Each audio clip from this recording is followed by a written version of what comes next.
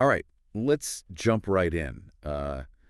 Today we're diving into some amazing wines. Oh, yeah. Barossa Valley wines. Love Barossa. I think a lot of people, they hear Barossa and they immediately think of like these big bold Shiraz. Shiraz, right? Yeah. And we're going to talk all about that. Absolutely. But there's just so much more to this region in Yeah. Australia. So much more. And I have to say, the material that you shared with me to prepare for this deep dive, it's incredible. Well, thank you. It's like a sommelier's like insider's guide to Just cover a lot of ground. everything Barossa. Yeah, it starts from, the history, goes through the geography, talks about the climate, and even gets into the nitty-gritty of like the grape varieties, the winemaking techniques. And that's exactly what we want to do today is we want to take all of this amazing information and boil it down for our listeners so they can not only impress their friends the next time they're having some wine, Right. but also understand like what it is that they're tasting Yeah. and why Barossa wines have this reputation that they do. Yeah, and I think that's what's so fascinating about Barossa Valley. It's that idea that it's not just about big, bold Shiraz, though that's definitely part of its identity. Right. It's also a place where tradition meets innovation, and that comes through in every aspect of the winemaking. Okay, well, let's back up for a second then and sort of set the stage. Sure. Where exactly is the Barossa Valley? Okay. And what is it about this place that has made it such a global player in the wine world? So the Barossa Valley is in South Australia, Okay. about an hour's drive northeast of Adelaide. Okay. And what makes it so special is really a combination of factors. You have this long history of winemaking, there's a very unique geography and climate, and a real strong sense of community amongst the winemakers. So you're saying it's almost like all the right ingredients just sort of came together In one place? in one place Exactly. to make this special place. Yeah. Now, you mentioned history. Yes. How far back does winemaking go in the Barossa Valley? So there was some viticulture happening in Australia as far back as like the late 1700s with the Mhm. British colonists, but it wasn't really until the 1800s that things really took off. And that was largely thanks to European immigrants. Okay. And in the Barossa Valley specifically, a lot of those early settlers were German. Oh, interesting. In fact, the Barossa Valley was officially founded in 1842 Okay. by German settlers, and they brought with them their winemaking knowledge, their traditions, Yeah, and their favorite grapes. and of course their favorite grapes, which is where the love affair with Shiraz really began. Yeah, so we see from the very beginning this interplay of cultures Yeah, that are impacting the Barossa style.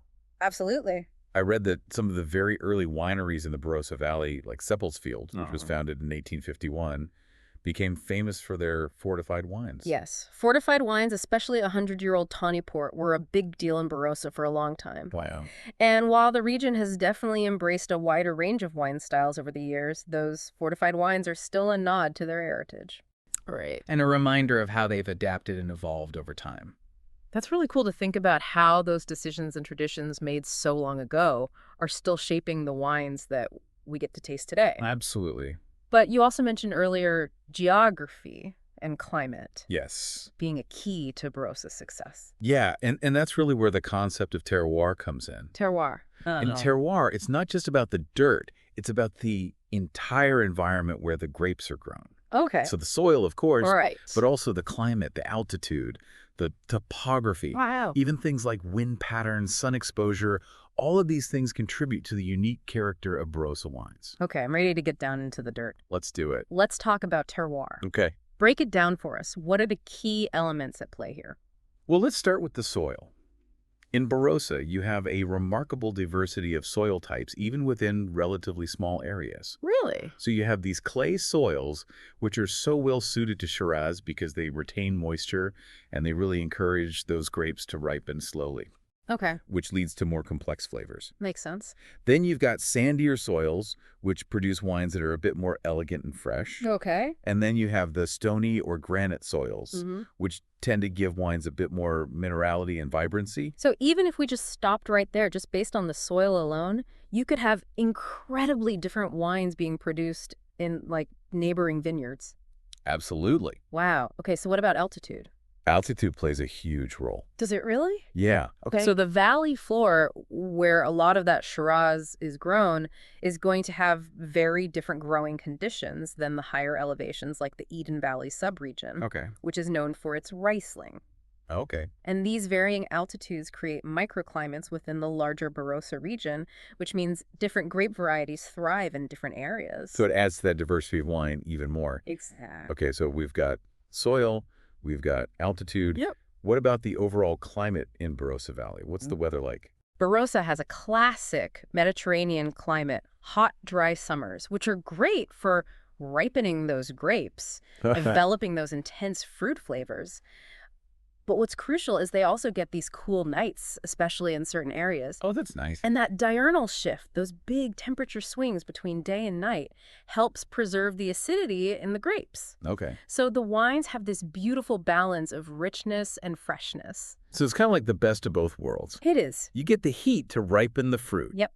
But then it cools down enough that it doesn't get too, Birdemy. jammy or one-dimensional or whatever. Exactly. And it's that balance that makes Barossa wines so appealing. Right. So we've talked about the history. We've talked about the terroir. Huh? We can't talk about Barossa, though, without talking about Shiraz. We can't. This is like the flagship grape of the region. Yeah, absolutely. Shiraz is king in Barossa.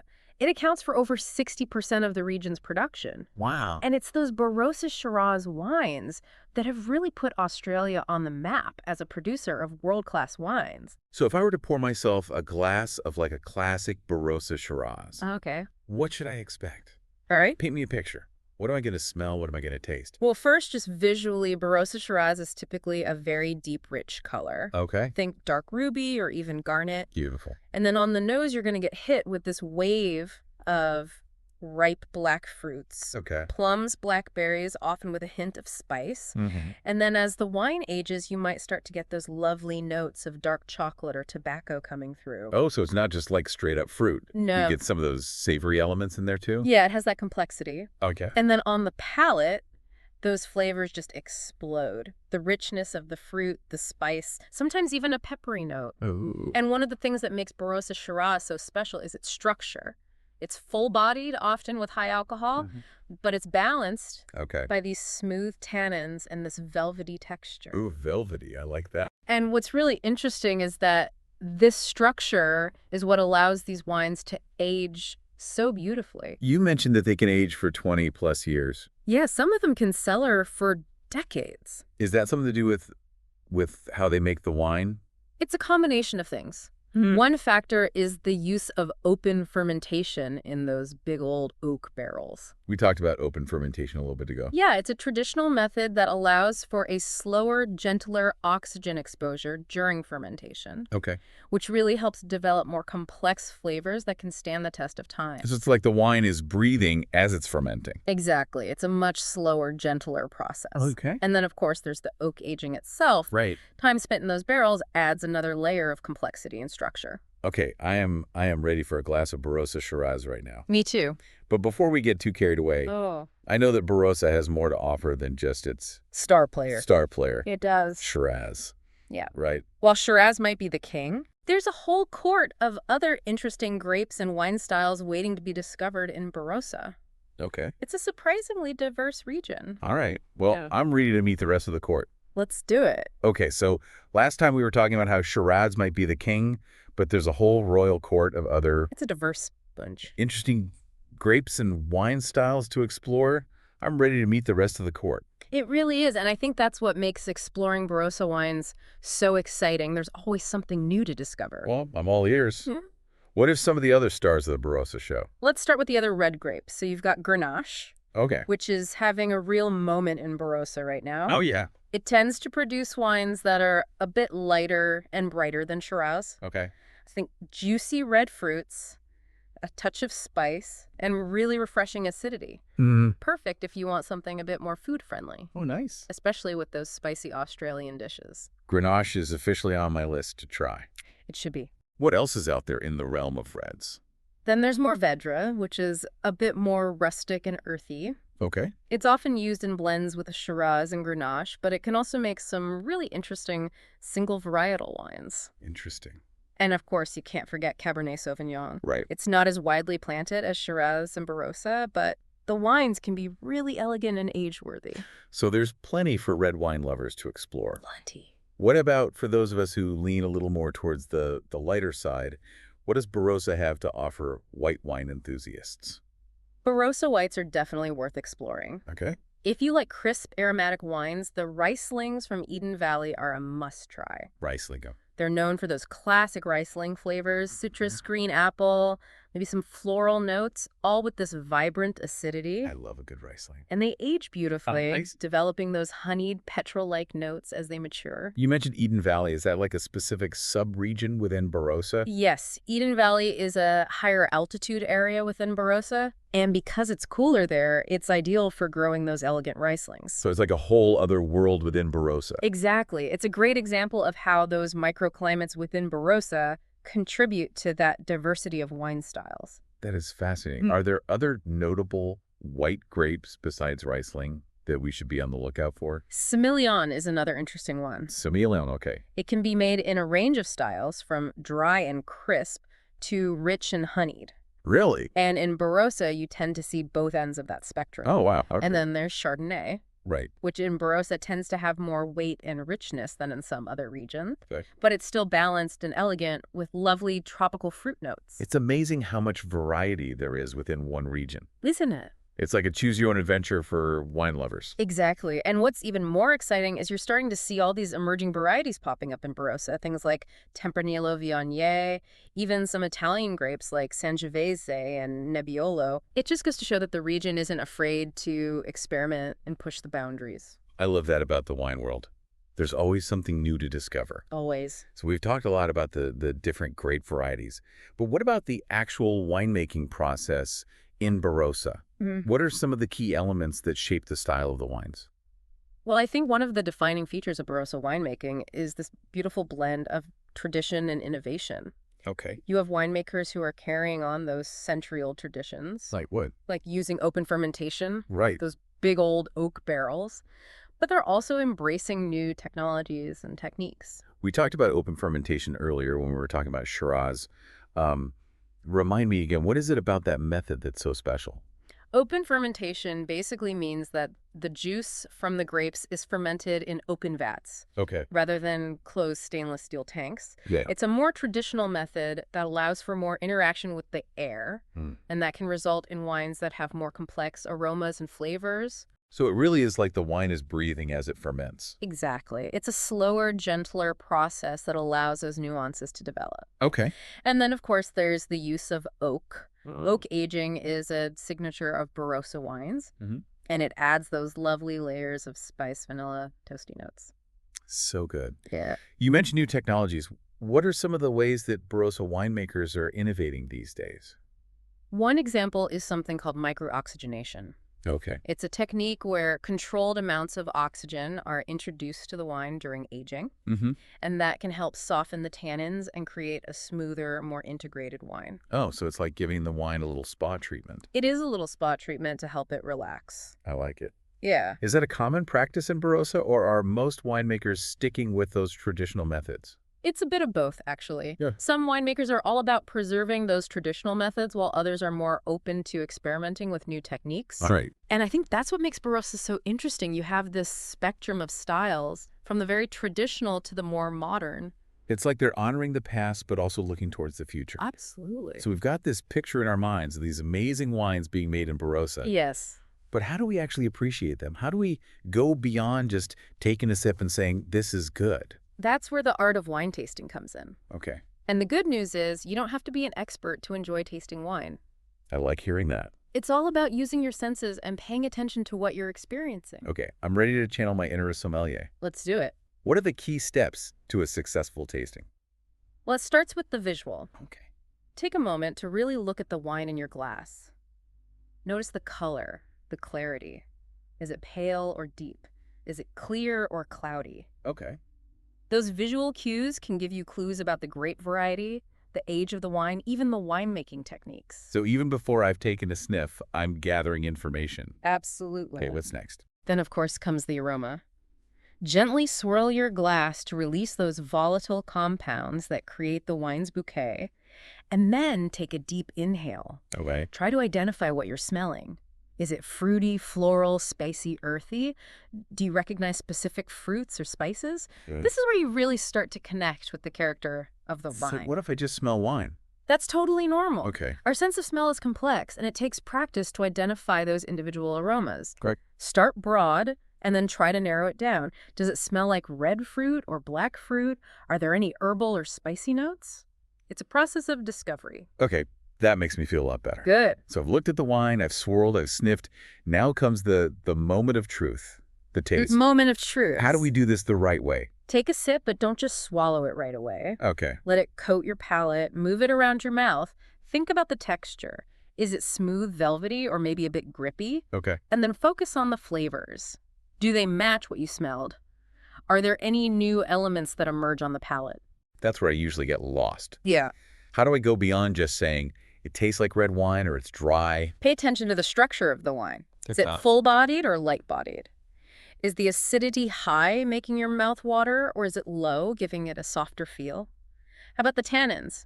Do you feel that drying sensation on your gums? And then consider how long the flavor lingers after you swallow. Okay. That's the finish. Okay, there's a lot to consider. There is. I have to admit I'm still a bit intimidated by those big, bold Barossa reds. Yeah. Any advice for approaching those powerhouses? Decanting is your friend. Decanting, okay. Exposing those big reds to air for an hour or two before you drink them can really soften those tannins and allow those complex aromas to open up. So it's like letting the wine breathe. Exactly. Let the wine breathe and relax before you dive in. Decanting check, anything else? Remember the power of food pairing? Okay. Barossa Shiraz, with its richness and intensity, can handle bold flavors. Think grilled meats, hearty stews, aged cheeses. The right food pairing can create this beautiful synergy where the wine and the dish elevate each other. You're making me hungry. Sorry. I can see why Barossa is such a popular destination for food and wine lovers. It really is. The region has a strong culinary tradition, and the food really complements those wines beautifully. Speaking of different Barossa traditions, let's talk about those fortified wines for a minute. Okay. You mentioned earlier that they were a big deal historically in the region. Yeah, fortified wines, especially tawny port, were a staple in Barossa for a long time, and they're definitely having a resurgence in popularity these days. Okay, what's the story behind those fortified wines, and how are they different from, like, the dry reds that we've been talking about? Fortified wines basically have a spirit added during fermentation, Okay. which stops the yeast from converting all the sugar to alcohol. Okay. So you end up with a sweeter, higher alcohol wine that's incredibly rich and complex. Like a dessert wine. They can definitely be enjoyed as dessert wines, but they can also be incredibly versatile for pairing with savory dishes, especially those with rich, nutty flavors. Oh, wow. Okay, so if I were to taste like a tawny port, Yes. what should I be looking for? Well, first of all, just look at the color. Okay. Tawny ports, as the name suggests, have this beautiful tawny hue that ranges from light amber to deep reddish brown, and that color develops over time as the wine oxidizes in the barrel. So the darker the color, the older the wine. Generally, yes. Okay. And then on the nose, you'll get these incredible aromas of dried fruits like raisins and figs, nuts like walnuts and almonds, and often warm spices like cinnamon and nutmeg. It sounds delicious. It is. So you've got fortified wines making a comeback. What about the other end of the spectrum, the natural wine movement? Is that something that's happening in Barossa? Natural wine is definitely having its moment in Barossa, and it's an exciting development. You say natural wine, but what does that actually mean? What makes these wines different? Natural wines are all about minimal intervention. It starts with organically or biodynamically grown grapes. Okay. And then in the winery, it's a very hands-off approach. Yep. There's little to no added sulfur, no commercial yeasts, no fining or filtration. So it's about letting the grapes and the terroir express themselves naturally. Exactly. It's a very purist approach to winemaking. Does that mean that the wines taste different? They can be quite different from conventional wines. Okay. They tend to be more expressive and vibrant. Okay. With a wider range of flavors and aromas, they can also be a bit unpredictable. Oh. Sometimes you get those funky, earthy notes, which some people love and others find challenging. Funky aromas, like what? You might get those barnyard notes or a bit of sourdough bread or sometimes even a slight effervescence. Okay. It's all part of the natural fermentation process, and it can add complexity and interest to the wine. So natural wines are all about embracing those imperfections Absolutely. and appreciating that unique expression of the grapes and the terroir. Exactly. It's Yeah. a different way of thinking about wine. Well, you've officially expanded my wine horizons today. Glad to hear it. I want to taste everything now. You should. But before I go on a Barossa wine shopping spree, is there anything else that we should cover when it comes to understanding and appreciating these wines? I think one important thing to remember is that wine is meant to be enjoyed. Okay. It's not about being an expert. It's about finding what you like and exploring different styles. That's good advice. And Barossa is a great place to do that because it offers such a range of flavors and experiences. I feel like we've covered so much ground already. The history, the unique terroir, the winemaking, the art of tasting those amazing wines. It's clear that Barossa is producing some really special wines. It is, and what's fascinating is that the quality of the wines is really just one piece of the puzzle. There's this intangible element to the Barossa Valley that makes it so captivating. You mentioned something earlier about Barossa being more than just a wine region. It's like a way of life. What did you mean by that? When you visit Barossa, you immediately sense this deep connection to the land, this strong sense of community and this passion for food and wine that permeates every aspect of life. It's more than just a place to make wine. It's a way of life that's been shaped over generations. Okay, I'm feeling those good vibes already. But what are the roots of this Barossa way of life? Yeah. Is it all about those German settlers that we talked about? Definitely. Those early German settlers, they brought with them not just their winemaking expertise, but also their cultural traditions, their strong work ethic, and this deep respect for the land. And over time, those values have become woven into the fabric of the Barossa identity. So it's this blend of old world heritage and a modern Australian spirit. Exactly. And it's something you can feel when you're there. There's a warmth and generosity in the people, a real pride in what they do, and a genuine desire to share their passion with visitors. It's not just about the transaction, it's about the connection. I've heard that Barossa has a very strong sense of community. Is that something you've experienced firsthand? Oh, absolutely. The wine industry in Barossa is incredibly collaborative. Winemakers share knowledge. They help each other out. They even share grapes sometimes. You don't always see that in other wine regions where competition can be fierce. You say everyone's so collaborative, but isn't there still a sense of competition?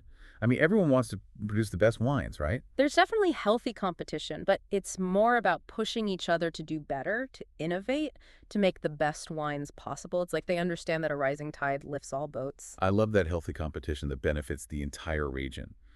And you said that that community spirit extends beyond just the wineries themselves. Absolutely. You see it in the local markets, the festivals, the restaurants, the way people interact with each other. There's this sense of belonging, a shared history and pride in their region.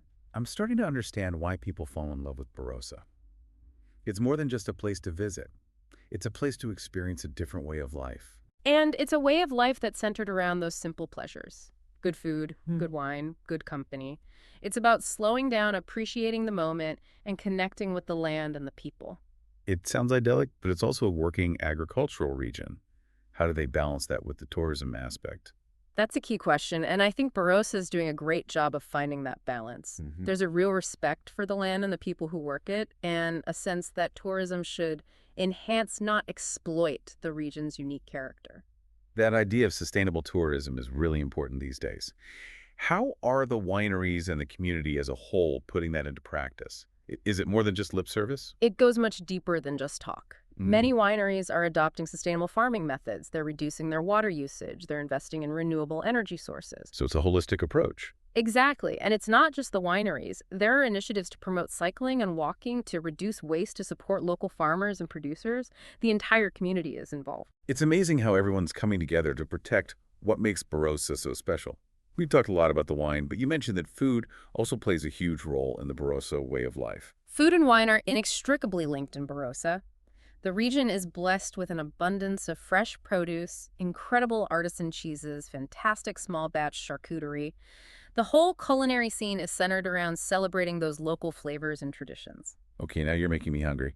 What are some of the must-try food experiences in Barossa? Well, you can't go to Barossa without having a traditional Australian barbecue grilled meats, sausages, fresh salads. It's an institution. Okay. And if you're a cheese lover, you're in for a real treat. Barossa has some amazing cheesemakers. I'm adding that to the to-do list. What about the fine dining scene? Are there any restaurants that we should be aware of? Barossa has a thriving fine dining scene that showcases the region's incredible bounty. You'll find restaurants with tasting menus that feature seasonal, locally sourced ingredients prepared with real creativity and passion. It's an amazing way to experience the connection between the land and the cuisine. It's clear that food is more than just sustenance in Barossa. It's a way of life, a way of connecting with the land and the people. Absolutely. Mealtimes are these social occasions, opportunities to gather with friends and family, to share stories and laughter, and to savor the flavors of the region. It's about slowing down and appreciating the simple joys of life. We've covered a lot of ground today. The history, the terroir, the winemaking, the food, the culture. It's also fascinating. But I think what resonates most with me is this idea of a slower pace of life, this deep connection to the land, and this genuine sense of community. That's the magic of Barossa. It's a place where you can escape the hustle and bustle of modern life and reconnect with what truly matters. So as we wrap up, what's the one key takeaway you want our listeners to remember about Barossa Valley? Barossa is a place where tradition and innovation go hand in hand. It's where passion for winemaking meets a deep respect for the land and a profound sense of community. It's a place where you can truly experience what terroir means, not just in the glass, but in the food, the culture, the people. Beautifully said. And if our listeners are lucky enough to visit Barossa one day, what advice would you give them? Go with an open mind, an adventurous palate, and a willingness to embrace the Barossa way of life. Talk to the winemakers, explore the wineries, savor the food, and take the time to connect with the people and the land. You won't regret it. Well, folks, there you have it. We've journeyed through the vineyards, delved into the cellars, and tasted the flavors of this incredible region. I don't know about you, but I'm inspired to pour myself a glass of Barossa wine and toast to this special place. Cheers to that. And as always, keep diving deep.